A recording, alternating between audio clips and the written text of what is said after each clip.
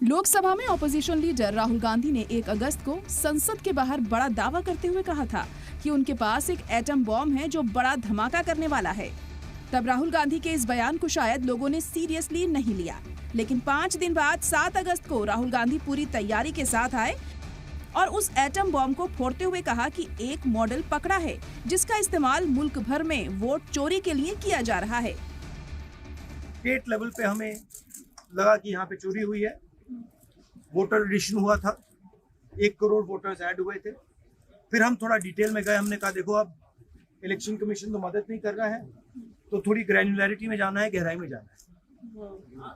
तो हमने अपना ही इन्वेस्टिगेशन करवाया, उसमें 6 महीने लगे और जो हमें मिला है वो एटम बॉम्ब है।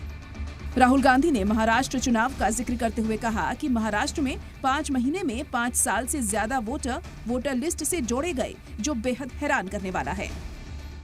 हमने एक मॉडल पकड़ा है और मुझे लगता है कि इस मॉडल का प्रयोग देश की बहुत सारी लोकसभा और विधानसभाओं में किया जा रहा है और मिनिमम इलेक्शन कमीशन को हमें इलेक्ट्रॉनिक वोटर्स लिस्ट 10 साल 15 साल की एंड सीसीटीवी फुटेज पकड़ा देना चाहिए। राहुल यही नहीं रुके, महाराष्ट्र चुनाव पर इलेक्शन कमीशन को घेरते हुए कहा कि शाम 5 बजे के बाद वोटर टर्नआउट का बढ़ना भी हैरान करने वाला है। शाम 5 बजे के बाद वोटिंग क्यों बढ़ी? महाराष्ट्र में पता लगा कि 5 महीनों में 5 साल से ज्यादा वोटर लिस्ट में आए। लोकसभा में हमारा गठबंधन जीतता है, विधानसभा में धज्जियां उड़ जाती हैं, पता भी नहीं लगता हमारा गठबंधन कहां गायब हो गया। 1 करोड़ नए वोटर विधानसभा में वोट करते हैं, लोकसभा में नहीं किया, विधानसभा में किया। राहुल गांधी के इस एटम बॉम्ब के फटने पर सियासी हंगामा होना तय माना जा रहा था। महाराष्ट्र के सीएम देवेंद्र फडणवीस राहुल गांधी पर अपनी हार को छिपाने के लिए झूठ फैलाने का इल्जाम लगा रहे हैं।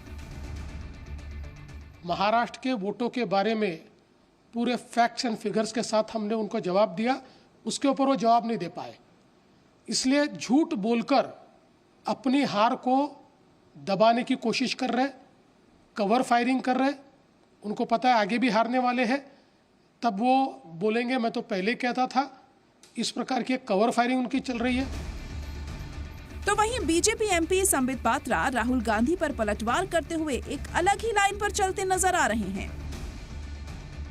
पुलवामा को आप अगर बहाना बोलेंगे, ऑपरेशन सिंदूर को यदि आप बहाना बोलेंगे, आपने एयर स्ट्राइक और सर्जिकल स्ट्राइक पे सबूत मांगा था, देश के संवैधानिक संस्थाओं को कहेंगे कि सीरियस कॉन्सिक्वेंसेस होंगी, बहुत क्षति आपकी होने वाली है, हम आपको छोड़ने वाले नहीं हैं, तो देश की जनता वैसे भी आपको एक्सेप्ट नहीं करती है, ऐसे भी आपको एक्सेप्ट नहीं करेगी।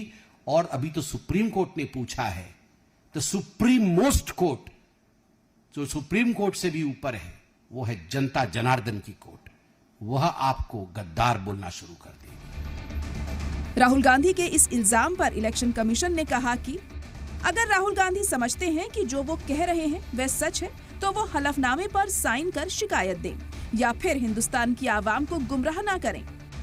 प्रियंका गांधी ने राहुल गांधी के वोट चोरी वाले इल्जामात पर तबसरा करते हुए सवाल उठाए हैं।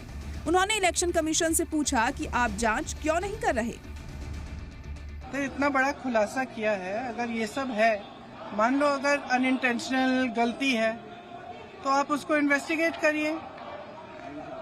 आप वोटर लिस्ट दे क्यों नहीं रहे हैं? आप इन्वेस्टिगेट कर क्यों नहीं रहे हैं? उसके बजाय आप कह रहे हैं कि एफिडेविट साइन करके दो। इससे बड़ा ओथ क्या है जो हम सदन में लेते हैं? इससे बड़ा इस देश में कोई भी ओथ है नहीं है। वो ओथ तो लिया हुआ है, पब्लिक में सब कुछ कह रहे हैं, दिखा रहे हैं आपको कि देखिए 40,000 फर्जी वोट हैं, 10,000 पता नहीं जो भी है, उनके आंकड़े मुझे याद नहीं है, बट जो भी 11,000 1 लाख से ज्यादा एक असेंबली में, एक विधानसभा के अंदर। आप समझ सकते हैं, जो चुनाव लड़ता है वो समझता है इस बात को। विधानसभा का चुनाव और उसमें 1 लाख आपने फर्जी वोट डाल दिए, तो जहां आप वोट, जहां जो जीते आप कहेंगे वही जीतेगा।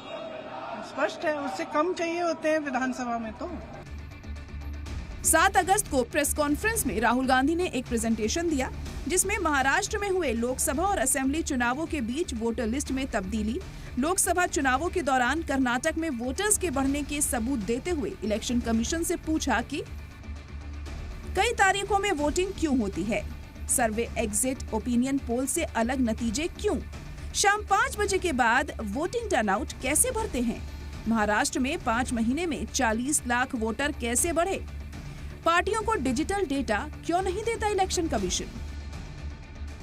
इतना ही नहीं, राहुल गांधी इलेक्शन कमीशन और मरकजी हुकूमत को घेरने पर पूरी तरह से प्लान बना चुके हैं। दिल्ली में राहुल ने इंडिया ब्लॉक के लीडरान के सामने इलेक्टोरल फ्रॉड पर एक प्रेजेंटेशन भी दी। इस दौरान 25 ऑपोजिशन पार्टियों के करीब 50 लीडर मौजूद रहे।